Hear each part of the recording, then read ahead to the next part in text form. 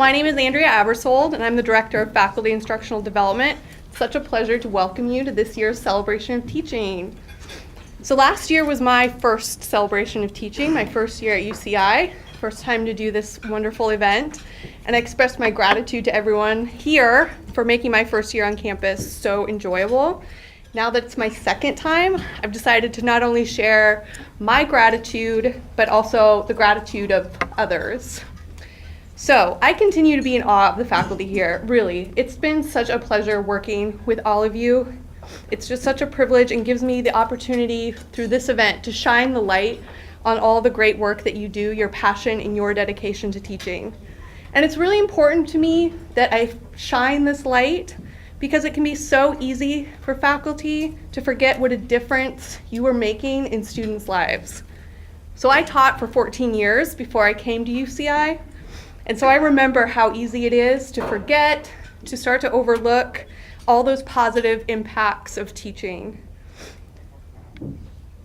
I mean, raise your hand if the following scenario sounds familiar, okay? So you have 100 students in your class. You get your student evaluations back, and 99 of them say you're amazing, and one says you're terrible.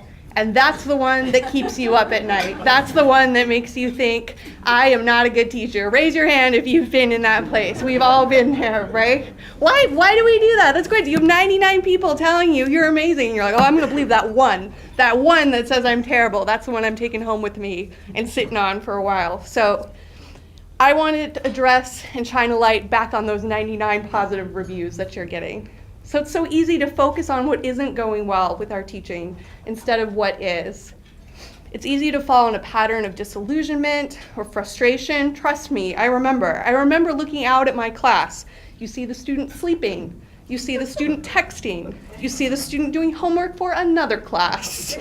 I remember feeling like I am not reaching these people. I am not having any sort of impact here. But we miss so much when we slip into this mindset. While we're fuming about the sleeping student, we don't notice the other student who's hanging on our every word. When we lament about a plagiarized essay, we forget about another essay where a student wrote about how this class has changed their worldview. When we grumble about the number of empty seats in the lecture hall, we overlook the student who is there every single time. So let's shine the light back on those 99 responses that say you're great. And if you still don't believe me, I've got proof for you. This year, we invited students to make nominations for Celebration of Teaching, and just one email, we got almost 200 nominations from just the students. And they shared such touching tributes to the faculty and their TAs here at UCI. They talked about your passion and your dedication.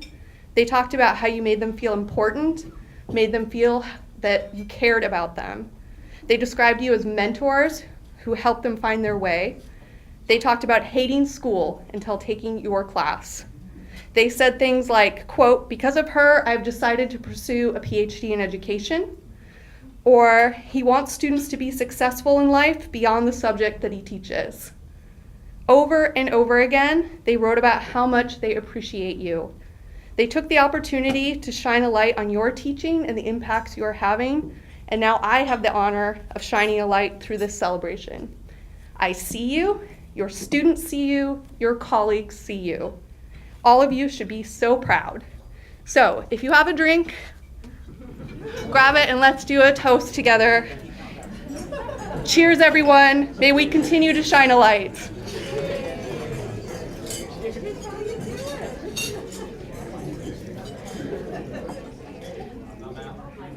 So now I have the pleasure of introducing our host for the evening, Vice Provost of Teaching and Learning and Dean for Undergraduate Education, Michael Dennin. Please welcome him.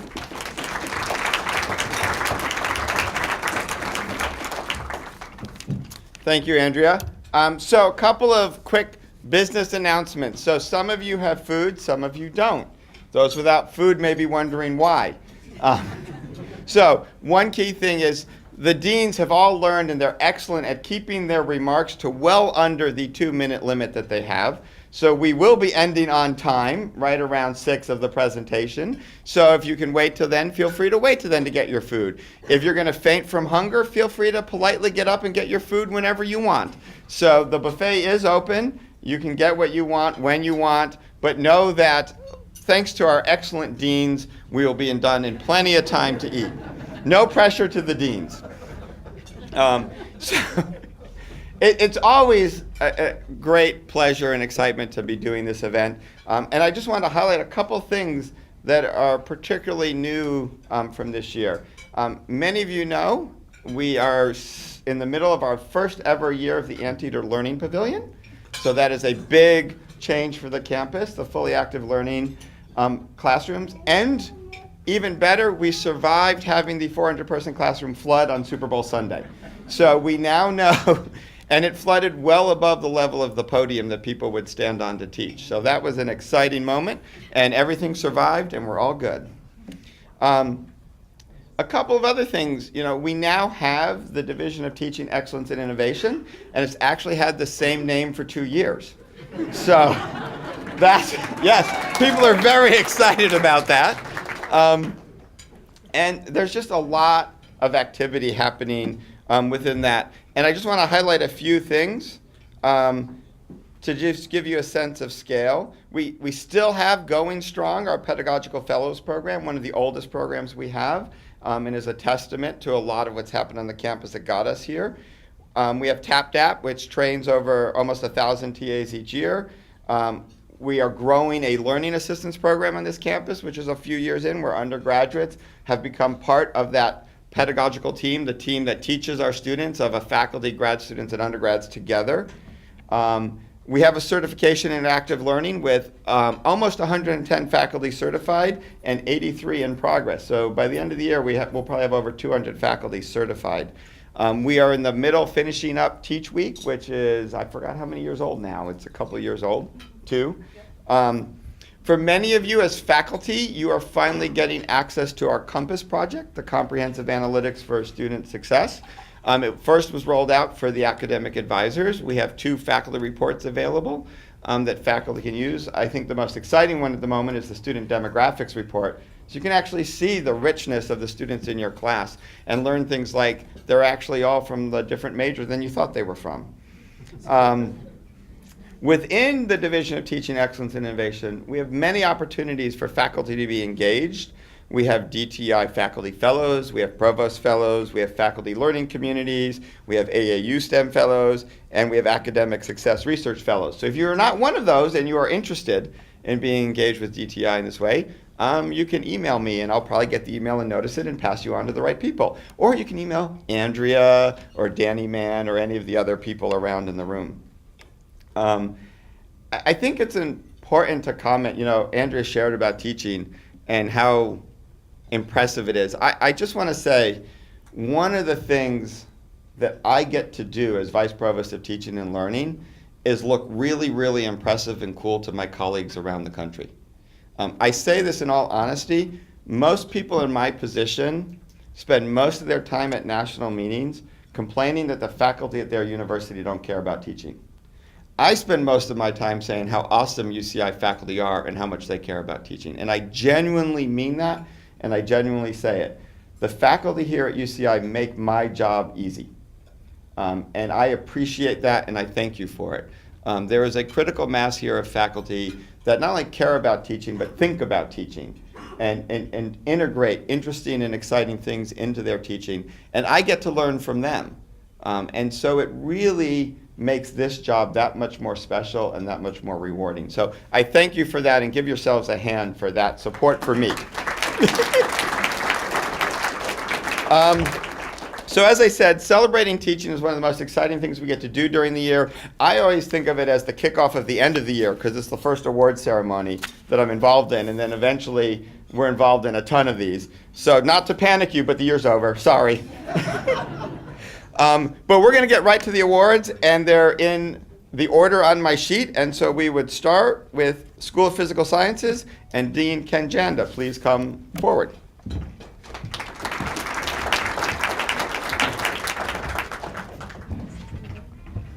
just FYI for all the presenters and awardees, we have our photographer, Matt. Wave, Matt. And so when you're done, pose for a quick picture for him. Okay, Professor Laura Tucker, would you join me on the stage, please?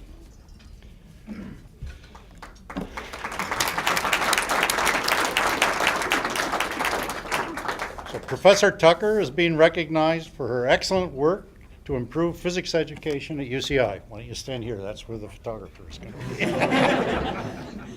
She's worked to create a positive learning environment and an innovative mentoring program called Resonance. The Resonance program pairs 2 upper-level physics students and a faculty advisor with groups of 4 to 6 undergrads. And they discuss issues regarding the student's education before the issues become prohibitively difficult, right? So the program heads off potential problems by connecting students to resources and advisors when the issues are still manageable. Tucker also gathers data and feedback from the students to gain insight into what works and what doesn't. And for those of you who have taken upper-level physics courses, that can be quite a challenge. She uses this insight in teaching large lecture classes to a variety of students in a variety of majors. So her work has a campus impact well beyond the Department of Physics and Astronomy. After earning both undergraduate and graduate degrees in physics, Laura transitioned into science education research with a postdoc at Harvard University, where she coordinated the Lens to Learning project, a multidisciplinary collaboration between education and computer vision, where she gathered large video data sets and peer interactions in college classrooms with the goal of automatically analyzing student behavior. Her work has been recognized by the National Science Foundation with a $1 million grant to improve physics education. So we're absolutely delighted that Laura decided to bring her experience in innovative teaching methods to UC Irvine and help us meet the strategic goal of first-in-class education for all of our students. So thank you.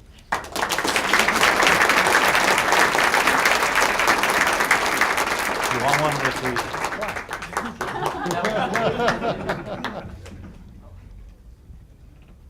Did I make my 2 minutes? You did. Perfect. Yeah. Yeah, sorry. Okay, next up is the School of Social Sciences and Dean Bill Maurer.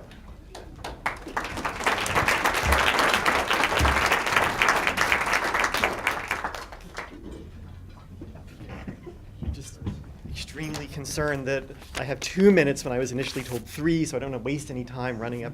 And also, I'm shorter than Ken, so we got to do something here. I'm very delighted to announce and recognize the Dean's honoree from the School of Social Sciences, Professor Glenda Flores from the Department of Chicano Latino Studies. Professor Flores, herself a UC Irvine alum and the first in her family to complete a university degree, is known for her teaching, mentorship, and efforts to create innovative and transformative learning environments for her students.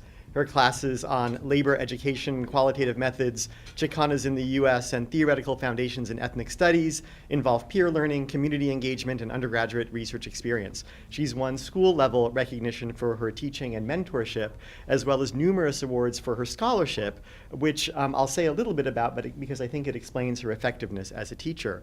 A sociologist of education, focusing on the Latinx experience, and in particular on the role of Latina teachers in fostering good educational outcomes and serving as cultural brokers between school administrators and parents, her work provides insight into the relationships among class, ethnicity, professionalization, and social mobility in educational contexts. She's exploring these questions in a new grant-funded project on Latinos and Latinas in STEM education and medical doctors in Southern California.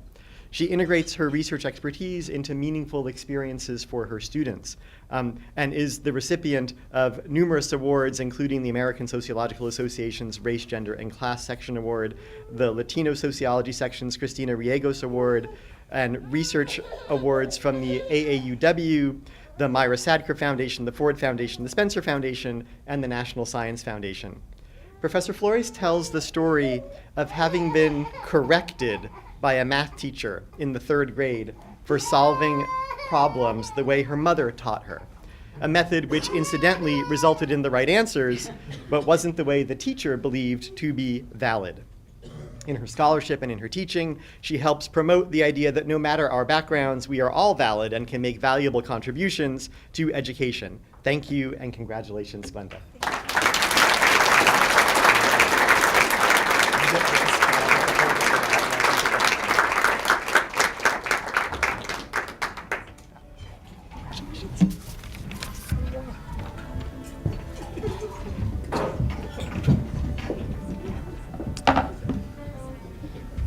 Next up, the School of Education, and Professor Deborah Van Dell will be presenting.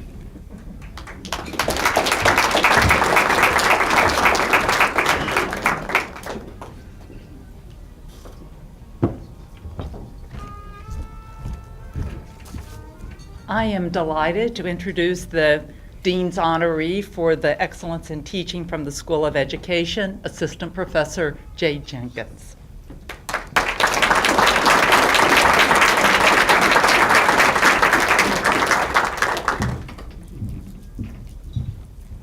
Dr. Jenkins has made important contributions to the undergraduate program in the School of Education, where she teaches 2 courses, a lower division course, Origins, Purposes, and Current Issues in Education, and an upper division course, Education, Poverty, and Social Change.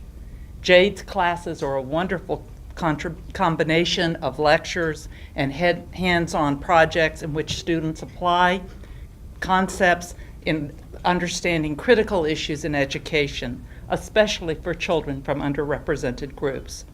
Her students emphasize Dr. Jenkins' engagement and passion in the subject matter. They commend her for using different formats for engaging them in the course, appreciating her use of lectures, group work, and small class discussions. Another strength of her classes is that she incorporates field work and service learning in a partnership with the Santa Ana Public Schools. Many students report that they particularly value their field work opportunity. I've also had an opportunity to observe Jade's commitment to undergraduate education firsthand because her office is next door to mine. I can report that undergraduates are regularly coming by to see her. They are relaxed, happy, and fully engaged with Jade in thinking about and expanding their understanding of early childhood programs and other educational initiatives designed to increase opportunities. Jade is a great teacher and a wonderful motivator, and I'm pleased that I can give her this award today.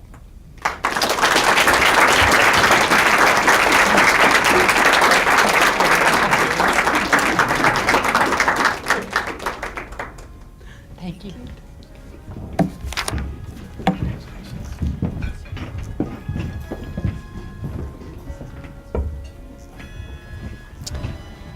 So next, as I mentioned, we honor not just faculty, but we also honor graduate students. And the next set of awards are for the most promising future faculty. So I invite up Vice Provost Francis Lesley.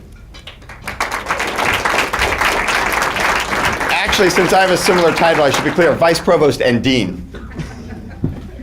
Thank you, Vice Provost and Dean.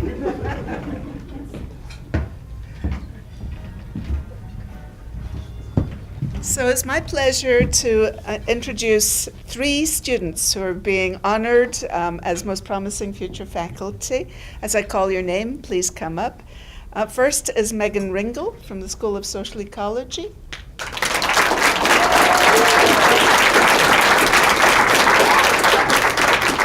Next is Catherine Cox from the School of Social Sciences.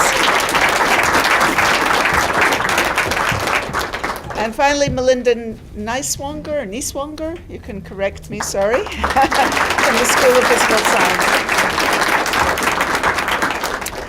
So I don't know if I can do this in 2 minutes, but I have 3 awardees. You get more than 2 because you have 3 people. That's no problem. They're fairly brief, my notes. So Megan is completing a PhD in psychological science, and that's expected in June of 2020. Her dissertation is called Praiseworthy Effort and Blameworthy Outcomes, Exploring the Nature and Consequences of the Moralization of Health. For these awardees, we are looking for the traditional three-legged stool that is required for faculty, at least at the University of California. That's research, teaching, and service. So all of these awardees have been found to be outstanding in each of these areas. So Megan has a lot of teaching experience. She's been a teaching assistant and an instructor of record. She's a pedagogical fellow and is an associate for the Center of the Integration of Teaching and Learning, which is a national organization dedicated to 21st century teaching. She will also be a decade-plus leadership coach, which is a program run by the Graduate Division and funded through our Title III Anapisi federal grant, in which graduate students are leadership coaches for undergraduate Chancellor's Excellence Scholars. And that is, we found, to be an excellent preparation to be future faculty, because you really get to understand and work very closely with your undergraduate students. She has 4 papers that are published or in press. Her professional goal is to become a tenure-track faculty member in a teaching-focused position, and her pedagogical goal is to continue to find ways to help her students grow and succeed. And one of the quotes from one of her nominators was, "From even her first days as my teaching assistant this fall, Meg demonstrated dedication that is unsurpassed by all of my former TAs and any graduate student I have ever observed in that role." Congratulations.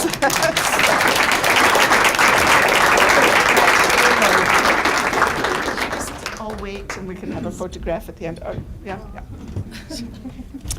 So next we have Catherine Cox. Her expected degree completion is 2021, and she's currently doing a PhD in anthropology. Her dissertation title is Making Environmental Justice, Defining Race, Environment, and Inequality in Environmental Science in the Los Angeles Basin.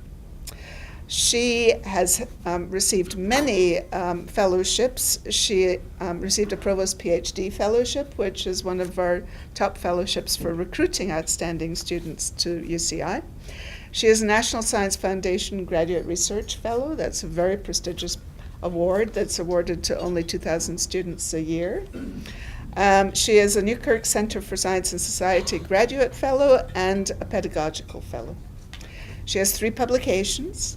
She also has extensive teaching experience. She's worked as a teaching assistant, a guest lecturer, an assistant course developer, a workshop developer and presenter, and she's also a CERTL associate. As a graduate student, much of her service has been focused on demystifying the norms and skills needed to build academic success. She believes that teaching anthropology should both build on students' lived experiences while also challenging the ways they are accustomed to viewing the world, preparing them to communicate fluently across multiple perspectives in whatever life path they plan to pursue. Her nominator, one of them, said, "With respect to her level of intellectual engagement, uncanny ability to learn new skills, and steadfast dedication to being a superb scholar, it's a great honor to give Katie Cox my sincere and highest recommendation for the Most Promising Future Faculty Award." Congratulations.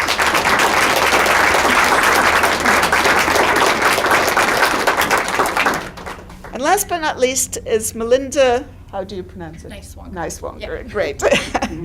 And whereas the first 2 awardees actually will receive a fellowship from the Graduate Division because they will be continuing beyond this year, Melinda is set to graduate this year, and so she is an honorary fellow. She is receiving our praise and award, but will not receive a fellowship since she won't need it.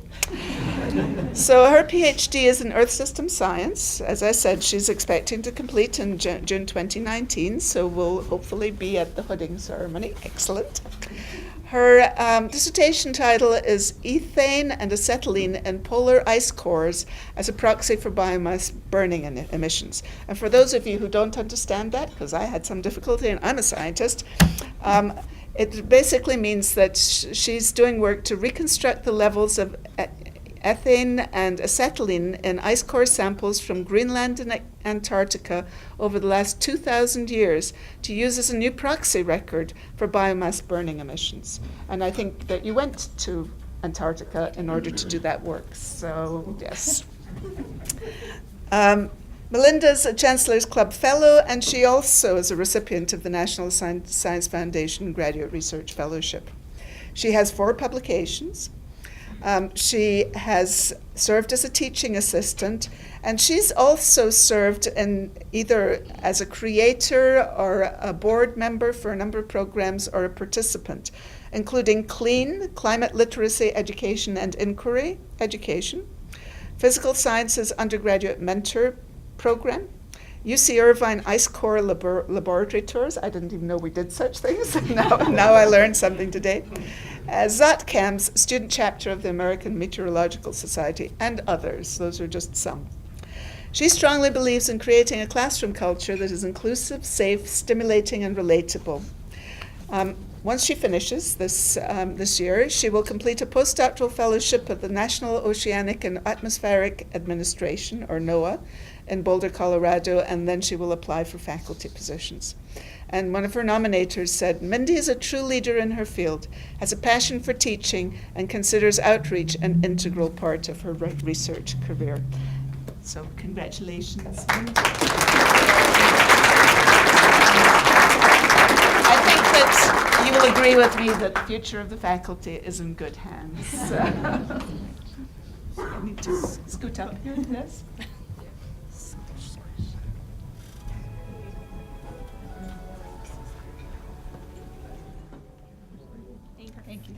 Thank you all.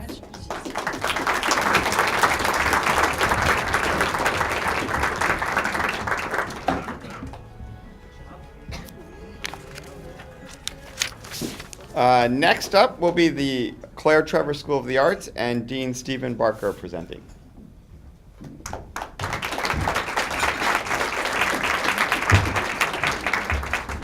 I feel as though I should talk to you here, because if I talk to you there, only this much of the room can see what's going on. These flowers are beautiful, but I'm sitting over there trying to see who's at the podium here. So there's someone here. Alan, come on up. It is my deep honor and privilege to acknowledge the really remarkable work of someone that I think more people in this room know than know me, certainly. Alan Teresiano has been one of the mainstays of the campus for quite a while, giving it incredible energy, the quality of his thought and his creativity. He has served the campus in roles all the way from many campus-wide roles to being the acting dean of the School of the Arts. He's been chair of 2 of the 4 departments in the School of the Arts. He is currently the undergraduate associate dean in the School of the Arts. So this is a person who, it's really remarkable, finds time to teach. One of the ways he does that is that Alan is one of those people whose research and teaching is integrally connected. And as a composer and as a pianist, as a musician, with a national reputation, many accolades and awards from around the country, what he has done here at Irvine is truly to serve the mission, the 3-part mission, as Francis mentions, of the campus. The service he has offered to the campus is always service on behalf of the pedagogical process. The research that he does is always on behalf of the way in which research as a composer and as a musician fits into the world of dancers and musicians, both of whom he works with. Alan is in the dance department, but as a composer and a musician, a pianist, you can imagine that his work is really just as much in the music department as it is in the dance department. And so he's really, for those of us in the arts, a model for the kind of cross-disciplinary work that really sets the standard for the way in which the arts ought to work. Alan and I came to UCI at roughly the same time. We won't say how long ago that was. And I have always greatly admired the way in which all of his work and dedication to the innovative teaching techniques that he has devised. For example, being one of the real pioneers in the School of the Arts in online education, teaching, for example, a music course in the summer that began, I don't know, with a couple of hundred students.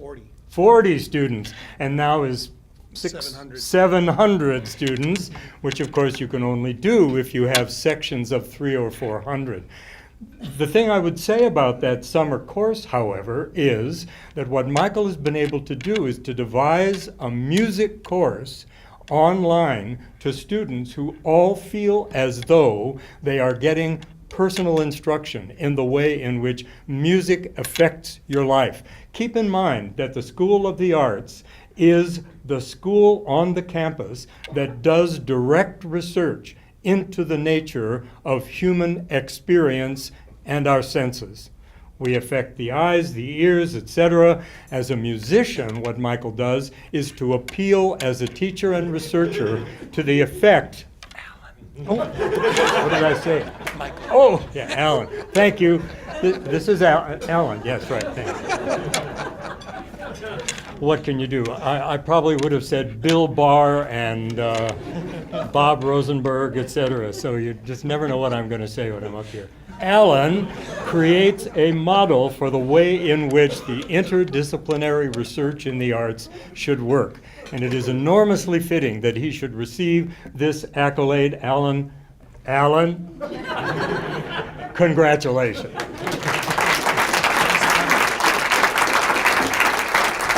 Oh, wait, it says Michael. Did you get us? Oh, there you go. I didn't see you. What can you do?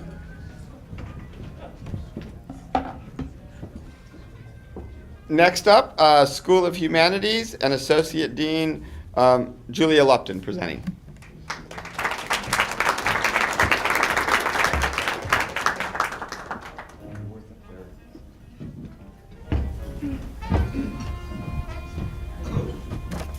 Hi, I'm super happy to be able to present the Dean's Honoree from the School of Humanities, Professor James or Jamie Nisbet.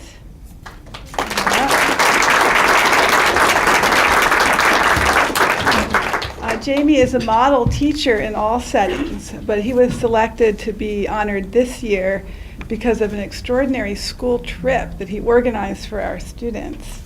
His specialty is environmental land art, much of which exists in remote desert locations. And so whereas some of us are proud that we take students to Segerstrom Hall or perhaps to LACMA, Jamie took 25 students on a 1,900-mile road trip to visit works of land art in remote desert locations. He worked closely with staff to plan and resolve logistical problems, ranging from transportation and insurance to lodging, meals, and GPS in off-grid locations. And so 25 students had a chance to participate in this extraordinary experience, and they were from many majors, including math and public health. And here's what one of the math majors said. He said, this is a young man named Christian Walker. He said, participating in the land art field trip gave me a chance to see some of the greatest earthworks of the American West. The 4-day trip through the deserts of California, Utah, and Nevada was definitely one of the most memorable and impactful experiences of my time at UCI thus far. When the students came back, they made commemorative t-shirts and they continued to meet and share experiences. We associate this type of social function with extracurricular clubs or perhaps sororities or fraternities, but the magic of Jamie's trip was that this remarkable esprit de corps formed around academic content, including ecology, land use, art curation, material science, and philosophy. He's also, of course, an amazing researcher. He's received fellowships from the Getty Research Institute, the Harry Ransom Center, the Georgia O'Keeffe Research Center, and Dumbarton Oaks. And he is the author of a very important book entitled Ecologies, Environments and Energy Systems in Art of the 1960s through 1970s. So we're really thrilled that you're doing such great work with our students. Thank you, Julia.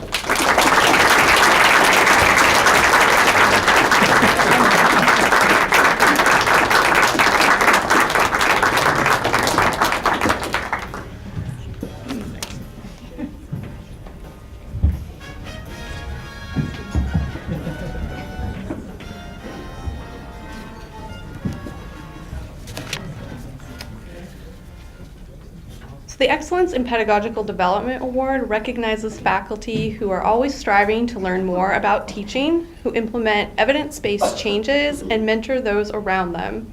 It is an honor to present this year's award to Nina Skolnick from the Claire Trevor School of the Arts. And Nina, I'm going to have you stay there because I have a special treat for you before you come up here, and I want to make sure you see it. So last year, Nina attended a 3-day workshop called Undoing Racism, an experience she described as, quote, a profound experience and one that passionately motivated me to bring conversations about race, inclusion, marginalization, and individual responsibility into my classroom. She began working on revising her word and music class, which is a year-long performance course to focus exclusively on the study and performance of African American art, song, and spirituals. Nina's class included a list of composers, topics, styles, as well as important questions about history, roots, and why this repertoire has remained in the margins.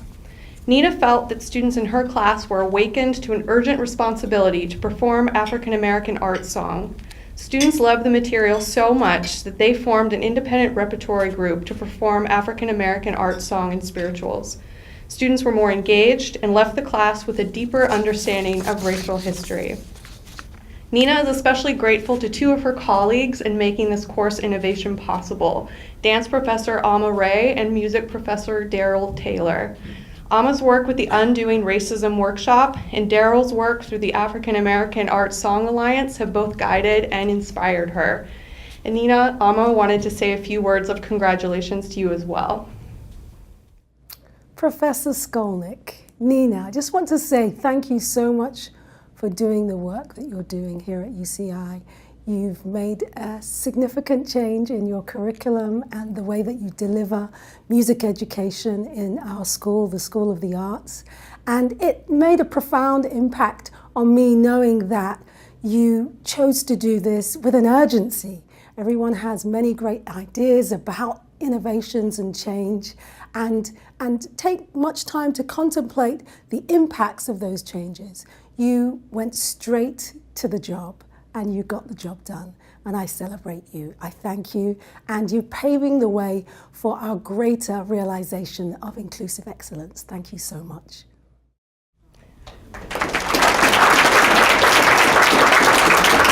So thank you, Nina, for doing such important work and striving to make your teaching and your content more inclusive. Please join me in congratulating Nina Skolnick.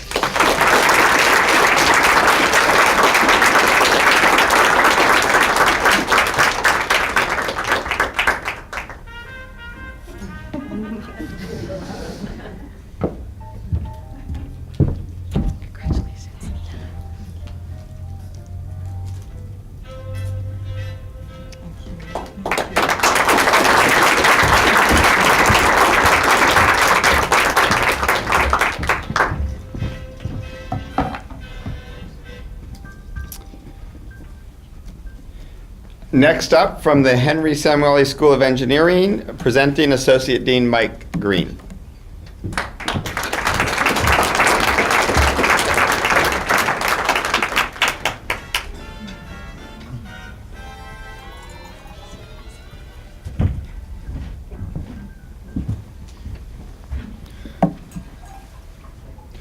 Good evening, everybody. It's my great pleasure to present the Dean's Honoree for the Henry Samueli School of Engineering to Professor Rainer Domer. Rainer has long been considered a top teacher in the School of Engineering. His teaching evaluations, in particular for undergraduate required courses, has consistently been not only excellent but laudatory by the students. Moreover, he's been the real backbone of the computer engineering program in the School of in the Department of Electrical Engineering, Computer Science. The computer engineering program is kind of the smaller sibling in that department, and that's a very challenging program to keep up. Their enrollments fluctuate like crazy because of the computer science aspect, and in the context of limited resources of faculty, it's a real challenge to keep that program going. Rainer has been instrumental in doing that. In fact, most recently in the last few years, he's been serving as the associate chair for that program. And he's taken Ra's responsibility for student advising, creating the yearly teaching plans, and maintaining compliance with very rigorous accreditation standards that we have to go by. Whenever we ask Rainer to do something, he gets it done quietly, perfectly and always with the students in mind. And those of you who are administrators know how rare that is to find that in a faculty member. Reiner's diligence, reliability, and leadership are greatly appreciated by his colleagues, and the continuing success of the computer engineering program is in large part thanks to his efforts. Reiner's a tremendous asset to his department, to the Samuel School, and he's very highly deserving of this reward.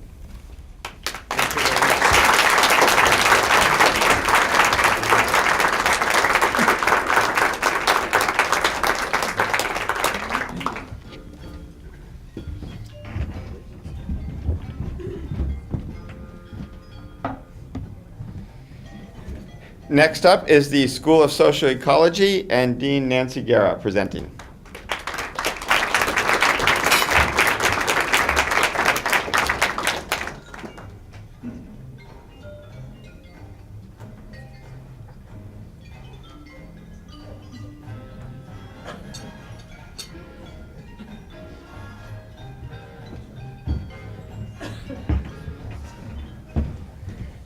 Hello, everyone. I am so pleased to present to you our honoree, Professor Joanne Zinger.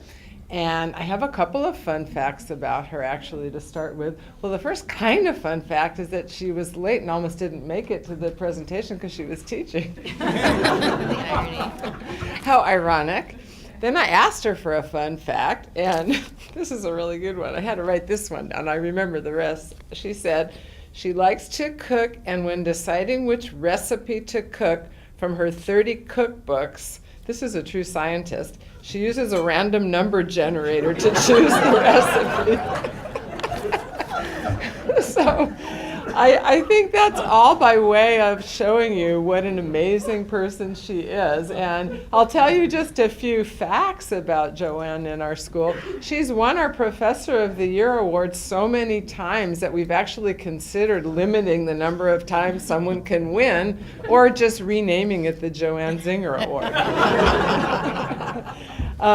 She's truly, I mean, and I'll talk to you actually instead of about you in the third person, but you truly are the most amazing teacher in our school. And whenever I do her merit and promotion and read the teaching evaluations, it's not 99 good ones and one bad one, it's 100 good ones. So she doesn't go home and lament the one bad one because you are truly amazing, and the students love you. I can't believe you have a Facebook page with 2,000 followers updating them about opportunities for research and for engagement and graduate school. And she has over 35 mentors that she tutors and has them tutor other students. And you go so beyond the call of duty of anybody in our school, truly. If that were not enough, running the post-bac program, which is a 5th year for psych students to give them research skills, not a small thing to manage, also a big revenue generator for our school. So the list goes on, and I'll end by saying I don't know what we do without you. Oh, thank you.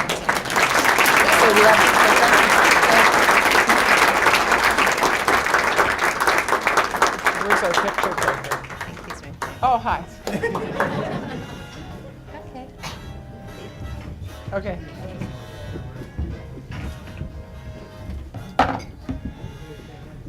Next up is the Paul Mirage School of Business, and presenting Senior Associate Dean Mary Gilly.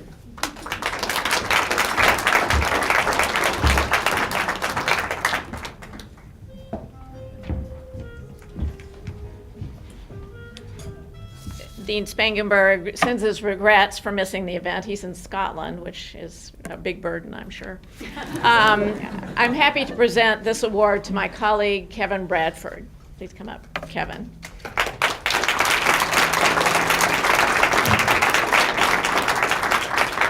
Kevin joined the Mirage School of Business in 2016 as an assistant professor of teaching. He was promoted to associate professor last year. Yay, tenure. Since his arrival, he has consistently been one of the school's best teachers, offering elective courses in sales management and marketing research in our undergraduate program, as well as courses in our master's program. Kevin's courses are directly applicable to a variety of future careers for UCI students, so it's not surprising that students value both the theory and applied parts of his classes. His students describe him as someone who is, quote, extremely knowledgeable about marketing concepts and theory, and they appreciate the, quote, warm and very positive environment he creates in the classroom. One student perfectly summarizes Kevin's impact in the classroom, saying, "You can tell he loves teaching and that he loves his students. He is great at being inclusive and accommodating toward all of his students." I would also like to mention that Kevin does research in the areas of channels of distribution for firearms, marketing practices of guns, and gun culture. So in addition to having a positive impact on UCI students, he is working to make the world a better and safer place. I'm pleased to recognize Kevin's outstanding teaching with this award.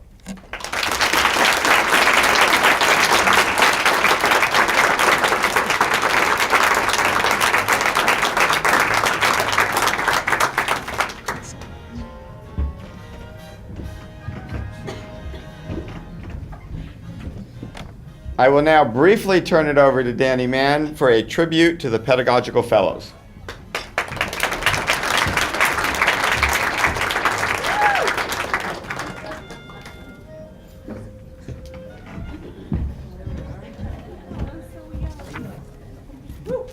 All right.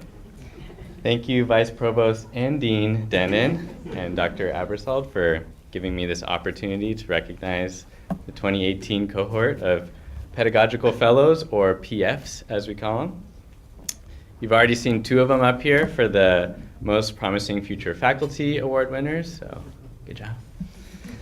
So what is this Pedagogical Fellows program that attracts new graduate students to UCI, has set the model for future faculty and TA training programs nationwide, and causes employers to demand that I send more fellows their way? Let me first begin to share just how valuable these graduate students are to UCI. Before they even begin the PF program, this group already represents some of our most talented, hardworking teaching assistants. Our undergraduates and faculty have strongly endorsed their skills as teachers and well-rounded academics. This 2018 cohort was the first that were required to complete a prerequisite of 30 hours of study on teaching in higher ed before they were even eligible to apply for the program. Then they chose to go through our demanding faculty-style hiring process, including the long application and interview with search committee. And we spent 3 quarters together in our weekly seminar, diving deeper into pedagogy, preparing for their futures as professionals, and preparing them to train the new graduate student TAs in their departments. Last year, we experimented with our teaching, challenged each other, and formed a true community with real support, mentorship, and friendships.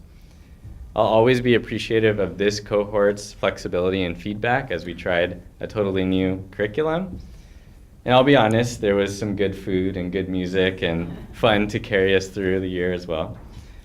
So they spent about 9 months working on their customized TA training, TA Professional Development Program, or TAP-DAP, if you need another acronym to remember. This TA training was 12 hours long, and literally every single minute was thoroughly planned by these fellows.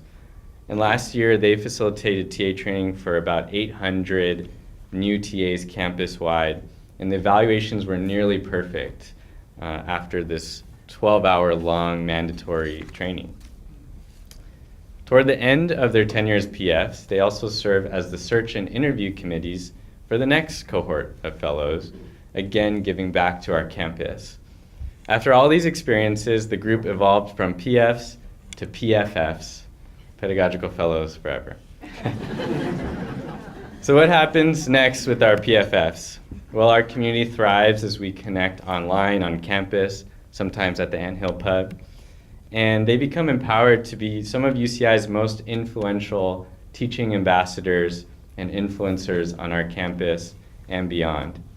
In just this cohort, we have PFs who have continued providing teaching development to our campus, presented and published on their pedagogical research projects, earned positions as part-time and full-time faculty at public and private universities, and who are beginning postdocs at top R1 universities.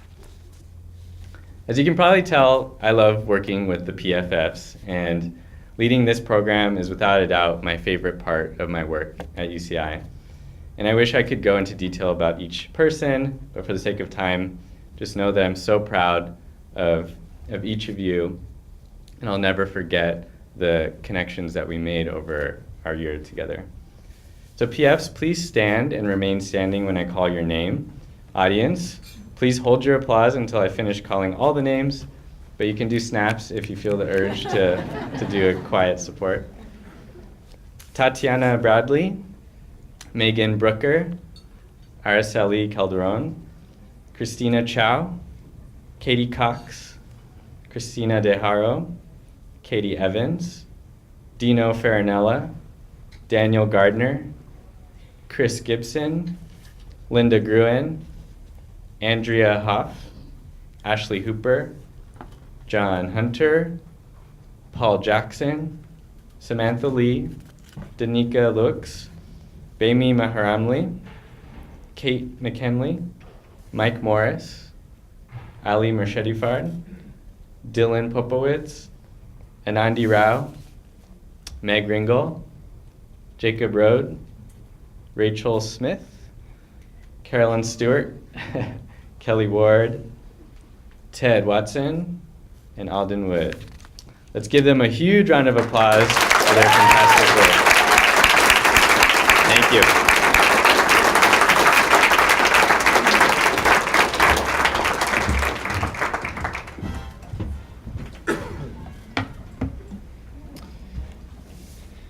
Next up is the honoree from the Donald Brand School of Information and Computer Science, and presenting will be Dean Marios Papathemiou.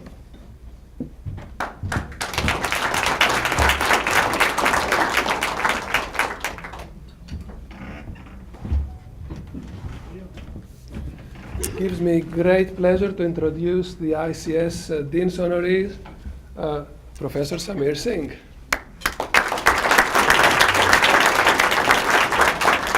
As we get closer to 6 o'clock, the 2 minutes are getting longer and longer. So I'm going to hide my remarks here.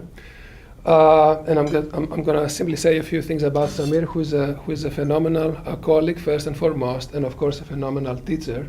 Samir joined the school in 2016. He's one of our assistant professors in the Department of Computer Science.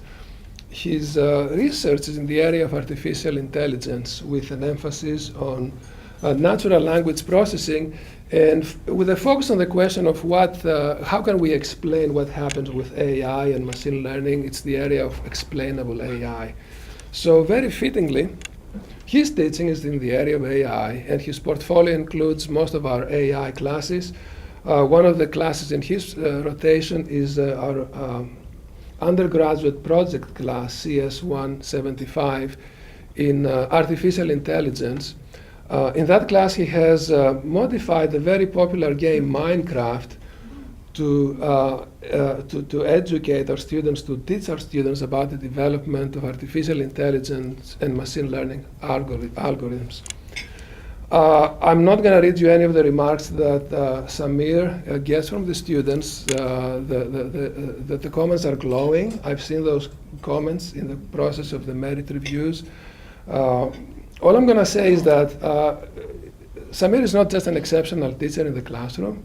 He's an exceptional teacher when it comes to mentoring his graduate students. He has almost half a dozen of graduate students, most of them supported already by federal research grants. He's amazing in guiding his students in preparing letters and writing papers and preparing for careers in academia. And he does all the things that we are supposed to do to get tenure in a research university, which is not enough. Samir is an exceptional teacher, he's an exceptional mentor, but he's also an exceptional colleague when it comes to service. I cannot remember a single time when Samir's name came up as somebody who would be ideal for a service position, me reacting saying, we cannot ask an assistant professor to do yet another thing. He served on the graduate admissions committee. He spearheaded the graduate student visit. He's serving on the website committee. He's serving on faculty search. That's simply too many things. Well, the email goes out. Samir enthusiastically sends a response. I'll do it. So Enough said. I cannot thank enough Samir for all the things that he's doing for our students. I want to congratulate him in front of everyone. Congratulations and thank you.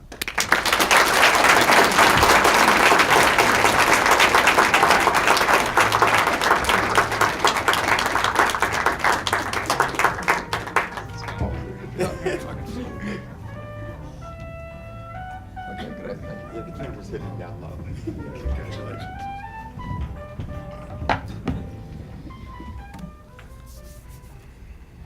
And now from the School of Biological Sciences, presenting Dean Frank LaFurla.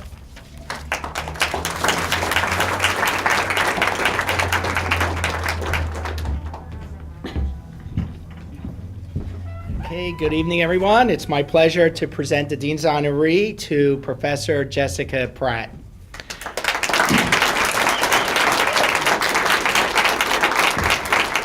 So I have four interesting facts to say about Jessica. The first is that you may recognize her because she's iconic in the history of UCI. She was on stage with President Obama, and she taught him how to do the anteater.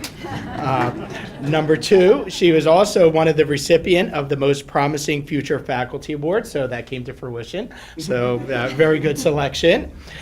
Number three, she is newly tenured, so we should congratulate her for that. And number four, which is actually one of the topics of conversations that I have with her quite often, is regarding her chickens. So she is committed to sustainability, and she actually grows chickens in her own backyard, which I find incredibly intriguing. So every time I see Jessica, I'm like, Jessica, how's your chickens? She is an outstanding teacher whose passion is infectious and incredibly motivating. She does a large number of jobs for us in the School of Biological Sciences, from teaching freshman seminars, general education courses, upper division courses, including a capstone in global sustainability, and also she developed almost single-handedly the graduate, the master's program in conservation and restoration science. One of her most notable features, however, is that she is really dedicated to connecting students with the broader community, particularly those interested in sustainability, and really actively tries to integrate the community and to bring them out into the field so that they have firsthand experience with that. This year they were supposed to go to Crystal Cove, but unfortunately got rained out, 6 out of 10 times, but good effort anyway. But it's really important to get the students out into the field. She's also the co-director of UCI's Cal Teach program, and really has implemented a wonderful collaboration with the biology majors and future teachers and local high school teachers to really promote biology education. Her students describe her as wonderful. She cares about us and is really invested in our success. Her strengths come from teaching a topic that she is passionate about. She values feedback from her students and appears to genuinely want to improve the class as well as improve as an instructor. She's so passionate, her energy is contagious, and helps to keep the class engaged. In short, she is truly deserving of this award, and we're very proud of her in the school for being the recipient of this award. So thank you.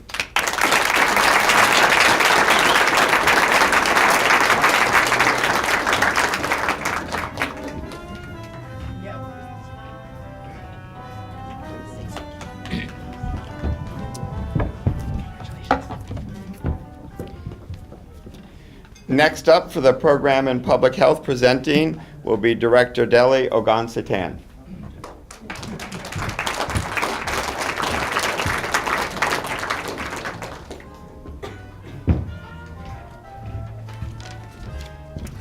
Good afternoon. Although we're coming to the stage together, I'd like you to give her special applause while she walks to the stage. It is truly a great honor for me to present this award to Dr. Alana Lebron. So 5 years ago, distinguished Professor Vicky Ruiz, she was former dean and also former chair of the Department of Chicano Latino Studies, came to me to hatch a plan to develop an area of mutual interests to our academic units.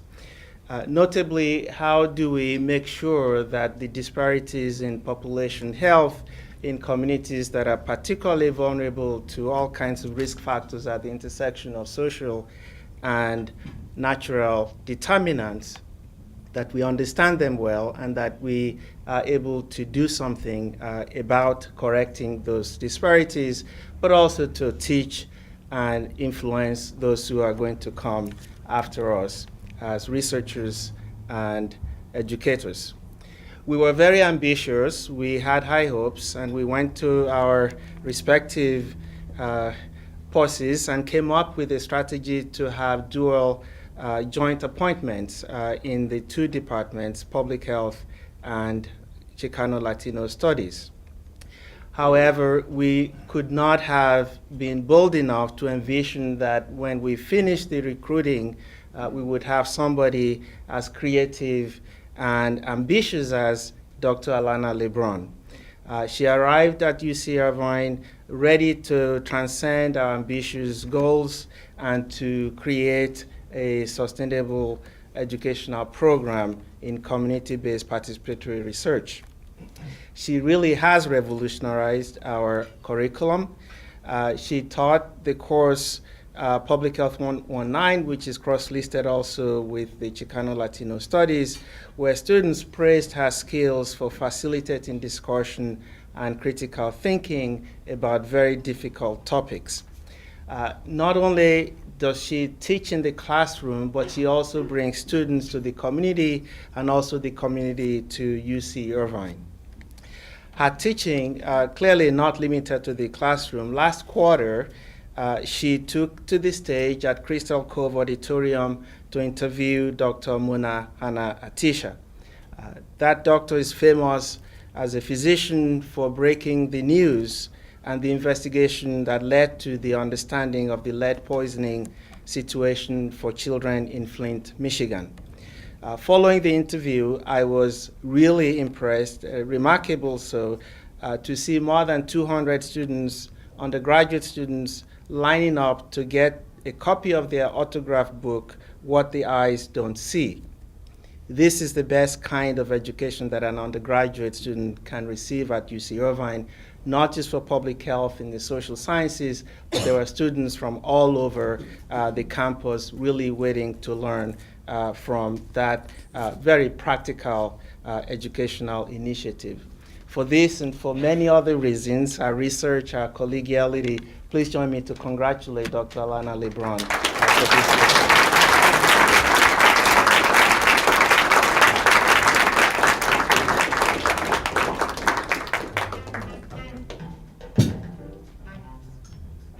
Thank you.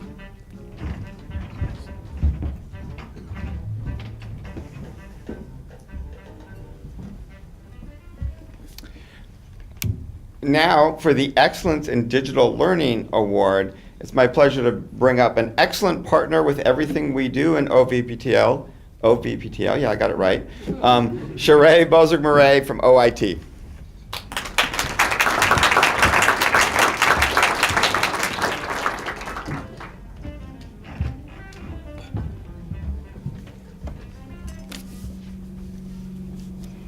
Good evening. I'm honored to present the recipient of this year's Excellence in Digital Learning Award. This award recognizes a faculty member who utilizes innovative and effective use of instructional technology. This year's winner is Dr. Nancy Aguilar-Roca, Associate Professor of Teaching in the School of Biological Sciences and the Department of Ecology and Evolutionary Biology.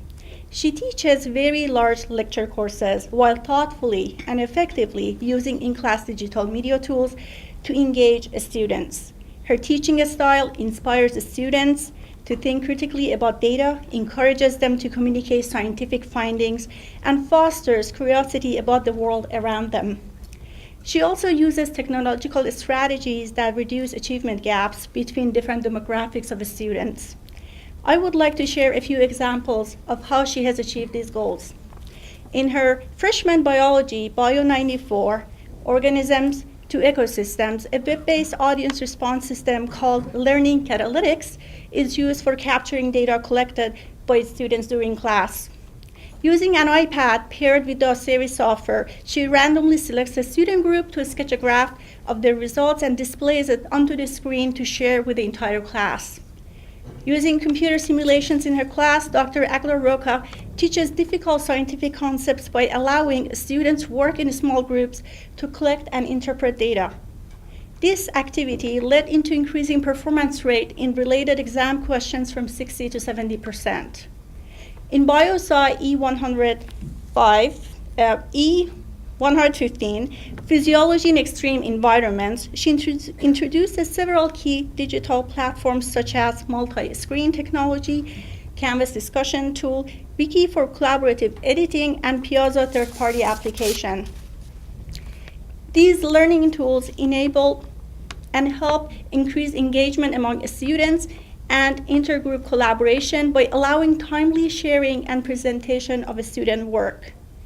We as a campus were excited for the completion of the state-of-the-art Anteater Learning Pavilion or ALP instruction building. She uses the multi-screen technology available in ALP classrooms to encourage peer learning. During in-class activities, she puts questions on the screens for a group of 6, and after students mark their answer, the screens switch so that another group can review their answers and engage in discussion. Students also have the opportunity to present from their seat using microphones provided to each group. Through the use of this cutting-edge equipment, she is making this next generation of digital learners learn deeply and with confidence. Dr. Aguilar-Rocha demonstrates a true passion for teaching and has created a positive and engaging learning environment for her students throughout excellence in digital learning. And now we have some of her students who also would like to say a few words. Professor Aguilar-Rocha has always encouraged her colleagues to reinforce their teaching practice with modern techniques. Whether it is through her teaching seminar or being a teaching assistant for her course, I have learned a tremendous amount from her and believe she is deserving of this reward. Congratulations, Professor Aguilar-Rocha. With all the thoughtfulness that Dr. Aguilar-Rocha inspires in her students and the critical thinking and the way that she's always striving to make her teaching better, I'm so thrilled to see her being recognized for her fantastic teaching. She has probably inspired my own pedagogical philosophy more than anyone else. Congratulations, Dr. Aguilar-Rocha. I would like to invite her to please come up and join me on the podium. And please join me in very warmly congratulating her.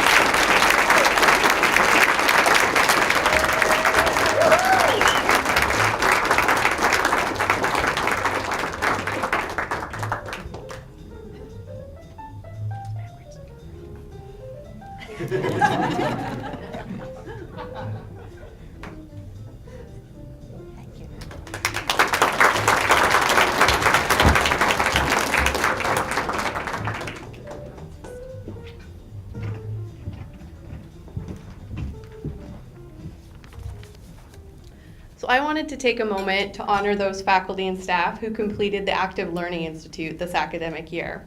So the Institute is a series of 8 90-minute workshops that aims to help faculty make evidence-based changes to their teaching. So last year, we did the pilot, first time, and I had 22 faculty complete that institute, and I hoped we'd have a similar number this year. So thank you, my first cohort, because they must have done quite a job of talking up the Institute, because this year I had to offer 3 institutes for the nearly 80 faculty that signed up. You don't even all fit on one slide. And we have another 32 that will complete it this summer. And if you're just anxious to get in there, I'm about to open registration for fall, so watch your email.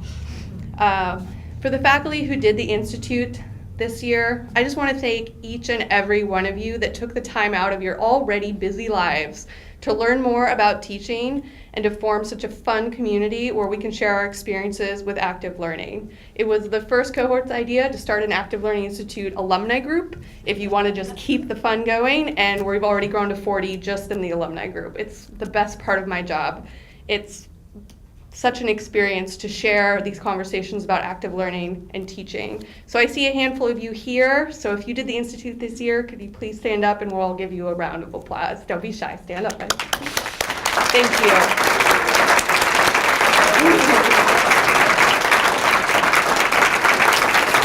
Congratulations and thank you again.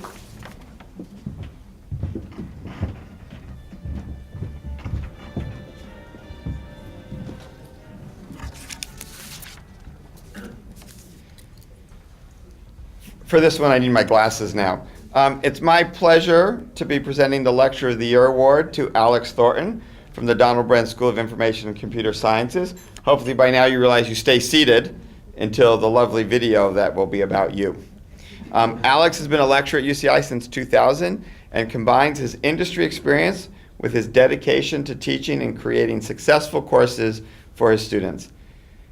Alex utilizes active learning and pair programming to guide students and help them focus on context as well as techniques. In his award materials, Alex shared his commitment to always improving his teaching. He strives to teach students the skills they will need as well as the future context of those skills. In other words, Alex aims to have his students see how they will utilize their learning long after his class has ended.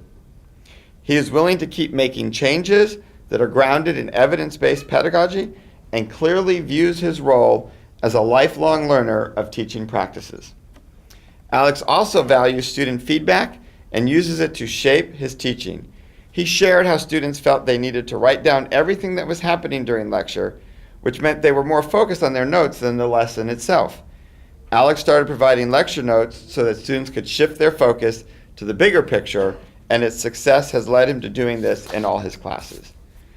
Outside of the classroom, Alex has also served as the coach for the ACM programming contest team and as the faculty member for project groups in the extreme computing competition. His guidance and support for these students has resulted in his teams winning the $5,000 first prize twice. There were 3 undergraduates who nominated Alex for this award, and all 3 of their comments included the same sentiment. They look forward to his classes because he gives the best lecture at UCI. And one of those students has a special video message for Alex. Hello, my name's Andy. I took your 32 class after testing out of 31 and not knowing anything. Well, thanks to your good lecture notes and lectures, I learned a lot. You actually teach, which is quite rare. Clefstead was talking about being the only ICS instructor of the year. Well, he can't say that anymore. Congratulations, Professor Thornton. Alex's engaging teaching has had a profound effect on many students, so it is a privilege to honor him with this award. Please join me in congratulating Alex Thornton.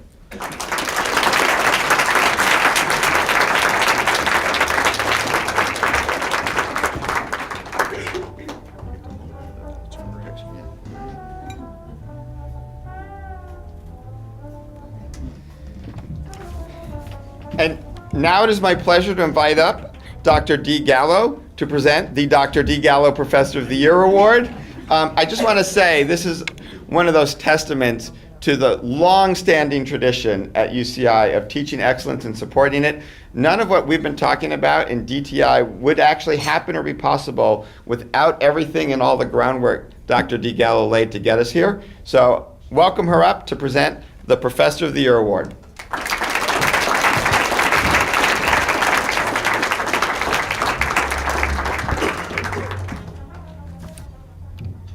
Good afternoon, everyone.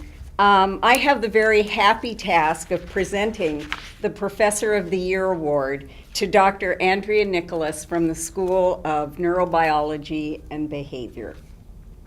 Now, the bottom line, I think, to being a great teacher, or whatever you want to call it, is really whether or not you're effective in helping your students to learn. It's kind of the bottom line to it.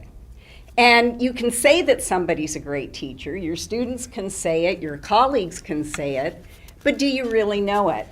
And the fact of the matter is we do know it, because Dr. Nicholas actually conducts empirical research on the methods that she uses. She publishes them, she shares them online, she also contributes them in textbooks, and she presents at conferences. So countless of her colleagues are adopting her methods. In addition to all of that, she has a very particular definition of what she means by having her students learn. To her, it means a lot of different things. It's not just memorizing. It's whether or not students are able to analyze a very complex biological situation, marshal what they know about biology, apply what they know, assess whether their hypotheses are correct, and then revise them, of course, if they're not, start all over again, and hopefully they get to a point where they can posit a very well-reasoned hypothesis about what might be an effective solution to a problem. Just how she does that, though, I think is very worthy of note. She uses the case method. Now, that's not a new method. It's been around for a very long time, mostly in graduate programs, but only recently has it really been used very much in undergraduate biology courses. And I think I have some suspicion as to why it's not used very much. The main reason being it is a heck of a lot of work. Cases are very challenging to write. Classroom management is totally different from what you would expect, and you have to convince the students that this new way of learning is actually going to work. Cases usually present very complex, real-world problems that have to force students to really think about the details of the case, and also they have to bring in everything they know from the entire course curriculum. As in the real world, these cases are messy. They are long, they have red herrings, and they really force you to focus on the details. Rarely is there ever a single one right answer. So students, therefore, are going to have an awful lot of practice in order to figure out what's pertinent, what lab tests should we order, why should we order them, and they need to have plenty of chances to fail, but not to get to the point where they're discouraged and give up. So how does she do that? Well, she's basically taken all that lecture material, moved it out of the classroom, and put it online. Now, these aren't just PowerPoint slides where students are now reading what she would have said to them in class. Instead, she's had to take that information and completely reorganize it into much smaller, digestible chunks. And those chunks have to be motivating, they have to be interesting and engaging, because you need the students to do it outside of class and be prepared to bring it back into class. In addition to that, it's not enough just to read the modules. You also have to be able to try to start solving problems with the material that you're learning from day one. Now, when the students get to class, they've actually got to work on that case. Once again, she chunks the material. She doesn't inundate them with a huge case that's going to have them running from the room screaming. Instead, she chops it up into little clues, and those clues are progressively distributed throughout the quarter, sometimes up to 37 of them. So that's a lot of writing that she's going to have to do. So one student at a time will get an envelope, and in it there's going to be a clue. The student reads it out loud for everybody, and then students get to work. They cluster into groups and they start talking. What does this mean, and what are we supposed to do about it? Now, if you walk into her class at this point, you're probably going to hear a lot of noise, and it's going to seem to be chaotic. But if you listen very carefully, what you might hear instead is a student saying something like, you know, I think it's got to be cholera because the clue says whatever the clue says. Another student might say, you know, I think we need to wait on that one because I don't think so. The clue that we had last week had this thing in it, so I think it's got to be bubonic plague. And then somebody else says, well, what do we know about bubonic plague? We better go back and check that out. Now, that's the kind of noise that is music to a teacher's ears, because the students are asking each other questions. They're really working with the information. They're questioning what they know, and that's exactly what you want. And through this process, she's encouraging them, and she's encouraging them because she lets them know she believes that they can get to a place that's even beyond where they might imagine they could get. And she also lets them know this is why she is so invested in their education to put in all of this extra work, because she wants to get them to the point where they start thinking like biologists. Now, she doesn't make them struggle through this alone. Since she does have them work in groups, She also rotates those groups very frequently. So every student at some point is working with every other student. So everybody's a teacher, everybody's a learner. Everyone's a collaborator, not a competitor.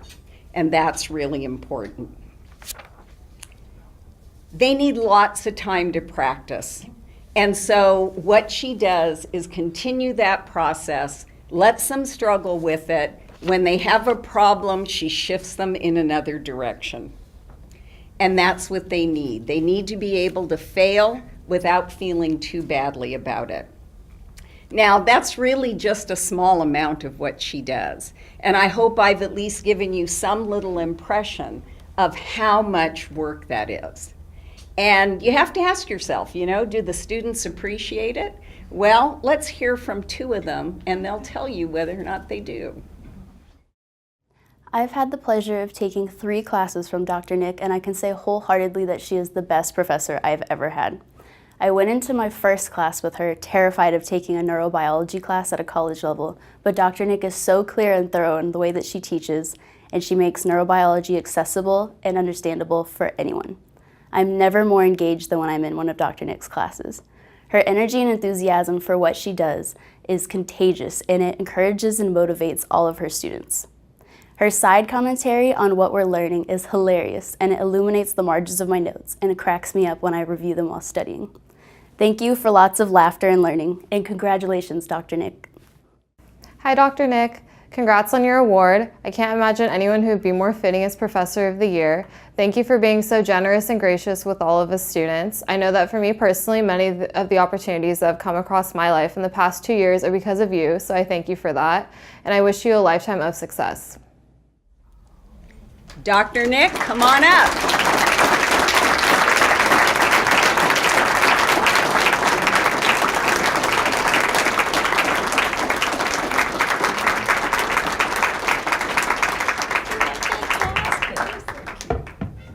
Congratulations.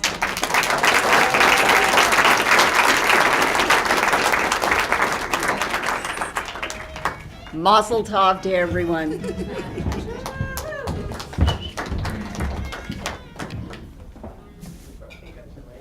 So that concludes the official part of the program. I do want to thank Florentina, Mayak, media team, Matt and Danny, and of course Andrea for all the excellent work on this. Now is the rush to the buffet. I would say there's some organized system, but you're all adults. Food's over there. You have plates in front of you. Good luck. Thank you all for coming.